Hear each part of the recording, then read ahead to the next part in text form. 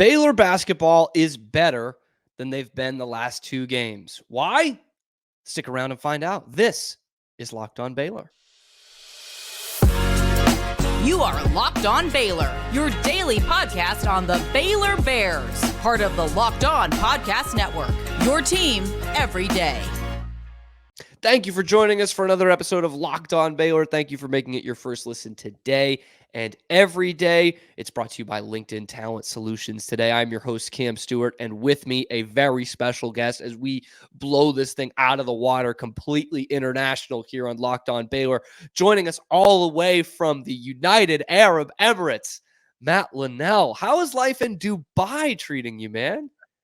Dude, absolutely loving it out here. And, you got to work around these time zone differences. And I've been able to do it for family and friends and my boy Cam. So anytime I get a chance to talk with you, man, I'll make time for it. But I've said it out here. It's been a fun life change. I actually just had a baby boy a couple of weeks ago as well. So it's congratulations. Just like change after change after change right now. Got a new job, moved across the world, and had my first baby boy. So yeah, life is kind of wild right now, but I'm just kind of taking the punches and rolling with them. So yeah, all good. And throughout all of that, our friend Matt, I hear these excuses of why people can't go to Baylor games, why people can't watch Baylor games. Whatever. I'm not going to call anybody out here, but Matt is 10 hours ahead of us, and he is still keeping up with this Baylor basketball season, which is incredible. Right. It is a real testament to our Baylor basketball foot soldiers out there. And, you're not the only one, but you're the one I'm highlighting today. And you got a great timing for Saturday's game. We were all complaining about 11 a.m. You got it at a crisp 9 p.m., which is perfect. And I will take that any day. And then you get that game, though. Matt, just tell me before we go in depth about this game, about just your feelings during that game, because I saw you tweeting afterwards. If you don't follow him on Twitter, it's at MattyIceBU, and he knows ball more than any one of us. So that's why I bring him on the show. So what were your thoughts about that loss Saturday to Texas? I don't even know where you start there. It was a Loaded weird question. One, man. It was a weird one, because there were points of it that I felt really, really good about the team. Like I have felt for years now that there's been a lack of controlling the outcome of the game the way that championship team did. Like, and there was kind of the way I described my friends, I said, it's almost that team had a sense of inevitability to it, right? Like It didn't really matter what was happening during the game, because they could so clearly control the game on the defensive end, and then the shooting was good enough. You just like, yeah, they'll figure it out. Didn't really matter what the other team was doing. Didn't matter the crazy environments they're in. And I actually got that sense for the first time in quite a long time during that game. There was a few really great stretches defensively where we were just suffocating them and actually exerting influence on the game, not just reacting to what the other team was doing offensively. And that was super, super encouraging. So I kind of said that to my friends, like, that's the first time I really felt this way since we won a championship. And then, I actually put it in there. I hope I don't eat my words later on. And maybe I did. But, I still think that remains true, though. That those things still happened. We still did a great job defensively. We have been doing a much better job defensively in the last few games, even though they haven't totally gone the way we've wanted. Just like the shooting woes, they need to pick up. The cold streaks are brutal. I think a few coaching deficiencies as well. And those, I do feel, though, it's hard to say this, but I do feel like we're on the cusp. We're on the cusp. It feels like these different pieces are coming together to form a cohesive whole. You've seen the elite shooting, and now I'm starting to see the elite defensive play. Maybe we get, kind of start taking care of the ball a little bit better. Maybe the coaching improves a little bit. Is a little bit more focused at the end of games. And it's a game of fine margins. And if maybe those things can kind of come together, things can turn around very quickly for a basketball team, even when they're in a tough spot like this. So I don't know. I'm generally feeling positive, even though it's been hard to watch. All right. Yeah. Well, this is the positive outlook I need. The people who are listening to me just Debbie down this crap for days. This is what we need. And so I want to go back to your point in there, because I hadn't thought about this until you just said it, but I do agree with it in that kind of control of the game. late on, even though they weren't hitting shots. And obviously that needs to change. You can't go one field goal in the last 8 minutes and win a game. You just can't do it. But to your point, I think you're right. You know, they were playing good defense. They were controlling. They weren't throwing the ball all over the place, which they've done at times this year. They did at times last year. And while this guy has had an up and down season, I think more up than down. How much do you think Ray J. Dennis plays into that? Just a pure point guard who can make some shots and can get to the rim. But I keep comparing him to James Akinjo 2 years ago, and just a guy who can control the game. When that's not something they really had last year. Yeah, no, I totally agree. That was the biggest flaw on last year's team. There was no true primary ball handler. And a lot of times we were just watching. Did that for the last couple of years, actually, just standing around and watching Adam Flagler ISO ball. As great of a natural scorer as he was, that's not real basketball, right? Certainly not Baylor's offense. Yeah. yeah. So, Ray J is he's a frustrating player because he is like almost like a walking and one mixtape. Like he is just he plays the game so beautifully and so smoothly. And it's just pleasing on the eye, but the dude is loose with the rock. He just is. And that really can kill us at times. And that cropped up in this last game. So yeah, I don't know. I have very mixed feelings on him. There are times that he has been just truly elite and carried us in really tough stretches of the game, which you kind of need on this team because you don't have those established guys as much. And then other times he just kills us though with the turnovers and looseness with the ball. And you kind of need to look to a guy like that to guide you through those really tough environments like that. And you just didn't see that, especially in this last game where you're kind of hoping when you have a 7-minute cold streak that guy just says, give me the rock and let me take care of the team as a leader. And I think that's where he needs to improve. I think he had the capability. I mean, you saw it in games like, against Oklahoma State. I mean, he just completely took over and said, I'm him and you cannot guard me. And you don't need that every time with him. You didn't need it from, I go back to that Natty team because they're just so perfect, but it's like, you didn't need that every single game from one guy. You just needed different guys to be able to have that dog in them at the ends of games like that. So yeah, I don't know. I guess the short way of saying it is he's very frustrating, but he has that potential to be that caliber of player. And we just need that on this team. So you just kind of have to keep working with them and hoping that he gets there eventually. Jumping right in the middle of this great basketball conversation to tell you about our today's sponsor, LinkedIn Talent Solutions. We're at the start of the year. Every small business is thinking, I got to get bigger. I got to grow. I got to hire. And LinkedIn Talent Solutions knows that's not just an easy thing to do. They know you're wearing a ton of different hats. That's why LinkedIn isn't just on any other job board. It has a vast network of more than 1 billion professionals, which makes it the best place to hire. It's so easy when you have that many quality candidates. In fact, 86% of small businesses get a qualified candidate within 24 hours. It's why small businesses rate LinkedIn Jobs #1 in delivering quality hires versus leading competitors. The process is intuitive, it's quick, and it's easy. Post your job for free at linkedin.com/lockedoncollege. That's linkedin.com/lockedoncollege to post your job for free. Terms and conditions do apply. Yeah, and clearly there is an absence of an alpha right now on this team. I personally think that's something that can change. I think there are a lot of people who think that's permanent marker that you don't have one. I don't think that. And I think with Ray J. Dennis too, he doesn't need to be a guy. If he's going to be the alpha, he doesn't need to just go down and get to the rim every time. That'd be nice. That'd be great. But when you're the point guard and you can distribute it the way he can, it's just about making the right play.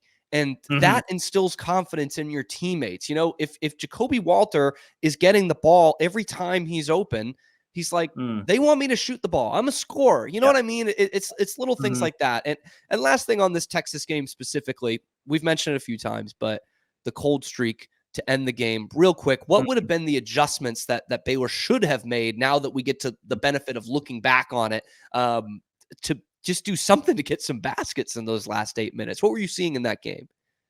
I mean, the biggest thing that jumped out to me is we didn't have our best player on the court for critical stretches in those final 7 minutes of the game. I mean, Yves Missi is our best player. He is flat out, full stop.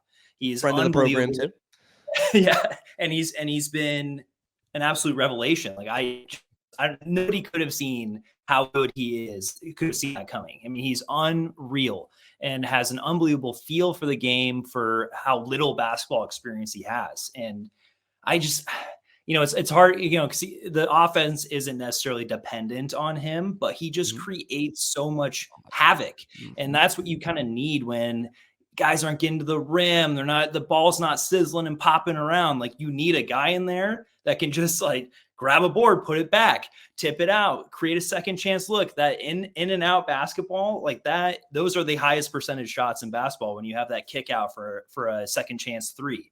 And you don't get that when you don't have a guy that's controlling that element of the court. And I like Josh a lot. He's a good player, but he lost us these last 2 games. He just did. And you have to be honest about that. And in almost mirror image ways, I was going back and looking at the film. It was almost freaky. Really bad foul that at a really inopportune time. Didn't grab a board. That was critical. A very critical possession. I think we were down 1 in the Texas game, and then it was a really close game in the Kansas State game as well. And didn't grab a critical board. And it's like Misi gobbles those up.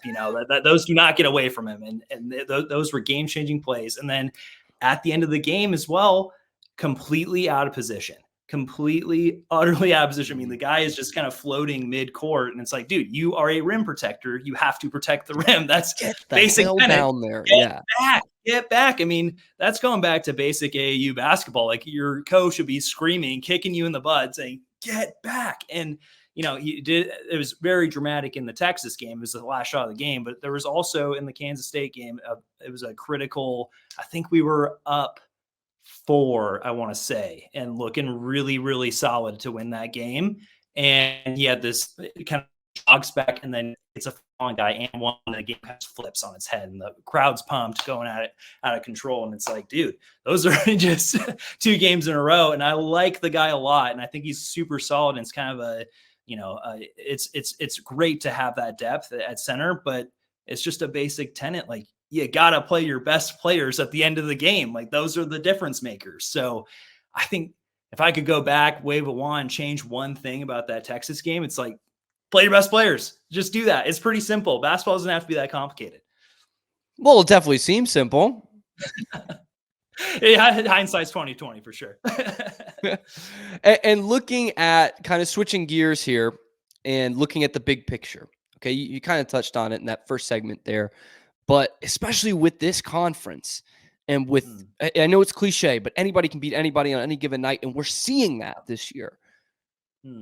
How much do these 2 losses deter you from Baylor's ultimate goal of maybe just competing for the Big 12 championship, being a top 2 or 3 seed in the NCAA tournament? Does these 2 games change it for you, or do things just change often enough in the Big 12 that you can't write that off? Definitely not for the Big 12. I mean, I think it's just such a gauntlet this year. I mean, you can't say that every year, but I think particularly so this year. It's just, I mean, you could see a eventual champion of the conference with a ton of losses. I think that will. I've been saying 5 or 6 losses. I don't think that's that crazy. Right. I think you're totally right. And so I think we're still in the running, obviously, with that metric.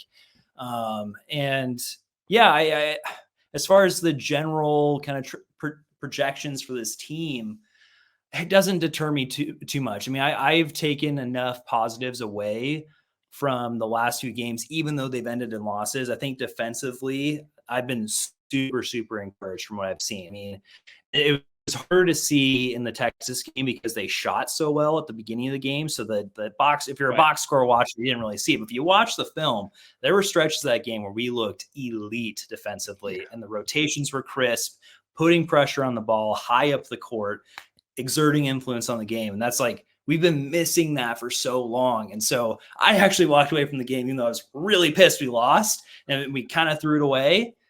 I still walk away from it. I'm pretty good about our future because I think the shooting offense will get that figured out. And it's just that defensive stuff like that. It just hasn't been there in the last few years, and this team has the personnel to do it. They just needed to get those rotations and the team defense figured out. So starting to see that come together. I think it's super encouraging. Yeah. And I've been kind of banging that drum since I mean, really November, when they were giving up 80 points, I'm like, this personnel is too good for the Yeah, defense to not be good. Like it's going to come around, and we've kind of seen that the last couple of games. So that said, if this team can get to a top 30, top 25 defense in America, does that mean totally. kind of the sky's the limit?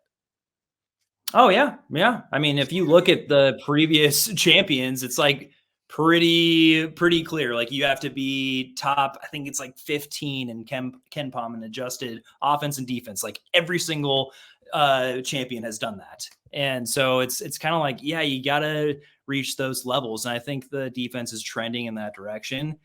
I with when you're looking at historical data like that as compared to the changing landscape of college basketball, it's like not comparing apples to apples. So I do think there will be some changes in those kind of metrics that you're looking at when you're trying to project tournament results. And because I think when you're building rosters in the way you are now in college basketball, where there's so much turnover and transfers and new guys, and that it just takes time to build defensive chemistry. I think you're going to have to kind of drop a marker at a certain point in the season and say, okay, everything beyond this point, they have been a top 15 adjusted defense. And I'll take that and say, okay, that is the team. It just took a while to get there because they didn't even know each other's names at the beginning of the year, So yeah, it's kind of a weird deal with college basketball now because it's changing so much. The teams are changing, and yeah, it makes me sad sometimes. I liked having guys that you just absolutely despised, and you could despise them for 4 years and all that. But change is good in other ways too, though. So it's fun. It's a new college basketball. And it's fun to watch. Yeah, and kind of going off that point, I mean, Baylor, obviously, like you mentioned, much different team from last year. And I know a lot of people are complaining that, when you bring in these one and dones, this is what's going to happen. And I think that's honestly a little overblown. But looking at that, I think you thought from the beginning of the season it's going to take some time on the defensive end. And we talk about it getting better. Let me just ask you this to be potentially pessimistic here. Did you think it would be better than it is as we sit here on January 24th? Did you think we'd be talking about these things? Did you think it would be a little bit better? Obviously, they have time, but did you think it would be more cohesive at this point of the season? I think Or does it worry you if it's not, I should say? Yeah, I think that kind of depends on when you're asking about when I was thinking that. Because okay, fair. Like that's a tough question to answer because like I came into the year with not a lot of expectations because I think Misi was a total revelation that we didn't really know about coming into the year. Yeah. None was a revelation early on and has been really disappointing since for stretches. I mean, he's been really good at other times too. And like that, I had no idea that we were going to get that level of elite play from those two guys. And that's that immediately once I saw that at the beginning of the year, I'm like, okay, that's a team that can win a championship. They have the personnel. Will they come together? I don't know. But having a guy that's like that insanely skilled at the five, I think probably our most skilled five ever. Yes. As far as a true five. Yes. I think because you have like Isaiah Austin, it's like he wasn't a five, but right.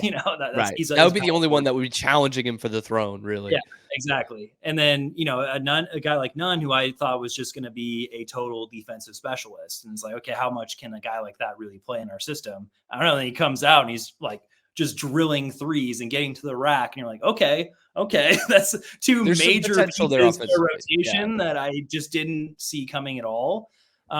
So as far as like your question about expectations, has it met expectations, all that, I think that it's exceeded expectations in some ways from if you take that marker from way beyond the beginning of the season, it has definitely gone downhill from what I saw early on in the season. And once I saw those pieces and all of a sudden you're having championship aspirations. You're like, okay, we got dogs. And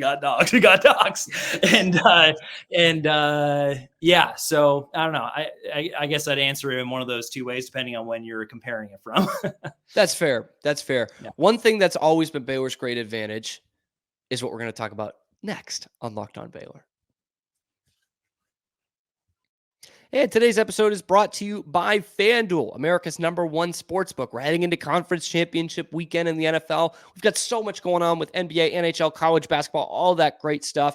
And so there's never been a better time to get to FanDuel than right now. Don't believe me? Okay, fine. How about this? New customers get $150 in bonus bets guaranteed when you place a $5 bet. That's $150 in bonus bets, win or lose. The app is so easy to use, and there's so many different ways to bet. I mean, you could do the live same game parlays. You can check out other parlays in the parlay hub, player props, spreads, over-unders, all that great stuff. You can find it at FanDuel. So visit FanDuel.com/locked-on and make that first bet a layup. Again, that's FanDuel.com/locked-on. FanDuel, official partner of the NFL. Today's episode is also brought to you by Jase Medical. Now, I know we're talking sports. We're trying to get away from these things, but this is important, okay? Real life is important. And according to the FDA, pharmacies are running out of antibiotics like amoxicillin right in the middle of the worst flu season in over a decade. I can't imagine a more hopeless feeling than one of my loved ones or Matt, one of his loved ones, getting sick while a supply chain issue kept them from those life-saving medications. That's why you got to go with Jase Medical. The Jase case is a pack of 5 different antibiotics to treat a long list of bacterial illnesses, including UTIs, respiratory infections, sinusitis, skin infections, among many others. It could happen to any one of us, truly, whether you're here or in Dubai. It can happen to you. Visit jasemedical.com and complete your physician encounter. It's going to be reviewed by a board-certified physician, and then it's going to go to your pharmacy at a fraction of the regular cost. So it's never been more important to be prepared. It's never been easier to be prepared because you just go to jasemedical.com. That's JASE medical.com and use the offer code locked on to get $20 off that first order. I say he was always Baylor's top weapon, and it worked for a long time. I mean, basically any game you go into, he's going to be your top weapon, except this year, not against Michigan State because you had them on the schedule, and maybe not against Kansas. But I'm talking about Scott Drew. And I don't think it's been a glittering week for him. I think he's still a great coach. I think he's a Hall of Famer and deserve it. But I think he's gotten out coached the last 2 games. Am I too harsh in saying that, Matt? I think out-coached is a bit of a loaded term because that assumes that the other coach is actually coaching better than you. I don't think Rodney Terry's sure, which is splitting hairs in that last game. Yeah, okay. Yes, I'll agree with that. Sure. I'm a lawyer, so I get very particular with language. Yes, that's it. I would not say it to the extent that it implies that Rodney Terry is like outperforming Scott Drew. I think Scott Drew came into that game with a great game plan and just, I don't know, man, like kind of sat on his hands a little bit towards the end of the game. I tweeted about this, and you can't go 7 minutes without a field goal. You just can't let that happen without calling timeouts, running different sets to get guys going, personnel changes. It was like just kind of leaving the same guys out there, which didn't include your best player, which I think is kind of unforgivable. And then, drawing up a play at the end that Jalen Bridges completely bails you out on. It almost looked like it was designed to not get guys open. It was. I said this. It was one of the worst coaching performances I've seen from Scott Drew. That was rough. That being said, I do not believe at all the whole thing about Jerome Tang. He lost Tang, and now now he's a bad coach. Like I do think that took away a advantage from us. We had 2 head coach, Big 12 head coach caliber coaches on the same bench that worked impeccably well together and complement each other. That is a enormous advantage that no other programs have, and so it did give us a leg up. So I do agree to the extent that like you don't have that advantage anymore, and that sucks.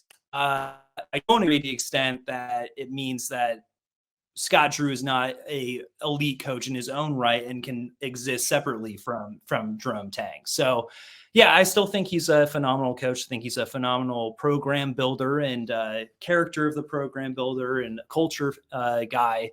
I think he does need maybe a little bit of help X's and O's wise. I've seen, you see that in this last game that he can't go 7 minutes without a field goal. That's just that's almost unheard of. Like it's silly almost. And it's we have seen that way too much over the past 3 years of these insane cold streaks, and that to me is like a guy like Bill Self says, draw this up, this will be a guaranteed bucket, basically. It's like you just need to be able to throw those change ups in there. And it's not really Scott Drew's style as much. He's more of just play it loose, floppy sets, get the ball popping around. Right. And so you do need a guy on your bench though that can do that. And it's like, whatever, recognize that deficiency and just like have a guy that's like, boom, you total nerd over there, give me the scoring play, Yes. Like, okay. So this is a good point because I think it's too early to talk about the, we can't coach without Tang thing. I'm not ready to go there yet. I think they're both excellent coaches, but I will say this. I don't know if this was Tang's role on the team. But for years, the most dangerous team in the conference out of a timeout was Baylor because they threw up great play. Even when they weren't at that elite status yet, they would burn you after a timeout. And the last 2 years, I've seen the cold streaks more so and the just not running these sets. I haven't seen a play this year where, any color guy is just oozing all over themselves about what a great set this was out of a timeout or out of a media timeout.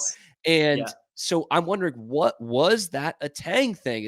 Are you noticing the same thing though, that Baylor's just not running those killer plays? And I think that hurts them at the end of games. Yeah. I don't know if that is necessarily Tang. I mean, I don't know either. I can't sit there and say that like Kansas State has been like elite at that either. Right. So that's why I can't just say it's Tang. Yeah. Yeah. So you can like flat out say it, but I think you'd also be in total denial if you said, yeah, we used to be really, really good at sideline out of bounds and baseline out of bounds plays. Like you're totally, totally right. That was something that we were actually known for, even when we weren't elite. And that just has completely gone away. I don't know what that is. I don't know if it was some other assistant, if it's a lack of emphasis on it. I don't know. But yeah, I think that's a very obvious deficiency that we have. And I think you'd be in denial to not recognize that. And it hurts that you don't have that. Those are, again, it totally is related to these cold streaks, right? Like you need sets like that. They break you out of streaks like that. And they are these kind of inorganic things to change the dynamics of the game. We just haven't had that in a while. I don't know how you get it. I don't have all the solutions, but I can definitely recognize the problem though. Yes. All right, Matt, last question for you. And this is, I've given you some loaded questions so far. It's going to be the worst of the bunch. Okay. Just yes or no answer. Okay. We talked before last tournament and I think you had pretty accurately said, I don't like that Creighton matchup second round. If they get past that, I think they'll make a deep run, but I don't know about that Creighton matchup. And lo and behold, they lose to Creighton. So as we sit on January 24th, with the way that we think Baylor's trending, even after 2 losses and the potential that they have, are they going to do what has been impossible the last 2 years and make it past the first weekend of the NCAA tournament? I will say yes. Yes to that. Yes. Yes. Is it a pure yes or no, or can I explain myself at all? I will say this: the last 2 years, Baylor has just not probably been a better team than the second round, right? Especially 2 years ago, but they've gotten bad matchups. So I know you can't predict that part yet. Yeah, so, right. Yeah, you can't but predict it until like a Sweet 16 team at least. Yeah, you're looking at this team, and it's the results haven't been there, but I'm seeing really, really great stuff out of this squad. And I just think, it's hard to see right now, but I think they are getting better. And they seem like disparate parts, but when they mesh, it will be a beautiful thing. And there's nothing like the Big 12 gauntlet that'll get you to that point. So I'm feeling good about them. They are definitely better than a first weekend exit team. So yes, they will get there. They will get there. I have faith. Have the faith, Cam. Have the faith. I'm keeping the faith now that you have given it to me. Thank you so much to Matt Linnell for joining. Thank you for my dog and the mailman for making an appearance here in this last segment, whether you could see them or hear them. Matt, thank you so much for coming on. Follow him on Twitter at MattyIceBU. If you're looking for something that's tweeting that's not Baylor basketball, you're kind of SOL. But if you're like me and you're looking for very expert, thoughtful Baylor basketball tweets, Matty at MattyIceBU is going to give that to you. Matt, I mean, we've now worked out the time difference here. We're going to have to get you on again. I'm sorry. Absolutely, dude. And yeah, I mean, you're too kind about my basketball analysis. I think at the very least I can provide some late night thoughts for people that are up in the middle of the night, because that's when I'm tweeting. So yes, you're bringing me down to earth. You're pointing out the things that have gone wrong, but without me being like, this program needs to be demolished. So thank you for that. I appreciate that. We'll catch up with you again later in the season, Matt, probably right before the tournament as well, but hopefully before that too. Be sure to like and subscribe. Leave a comment down below on how smart you think Matt is and how awesome it is that they're going to go past the second round of the tournament, and whether you think they are or not. Thank you for making it your first listen today and every day. We'll be back tomorrow with more Locked On Baylor.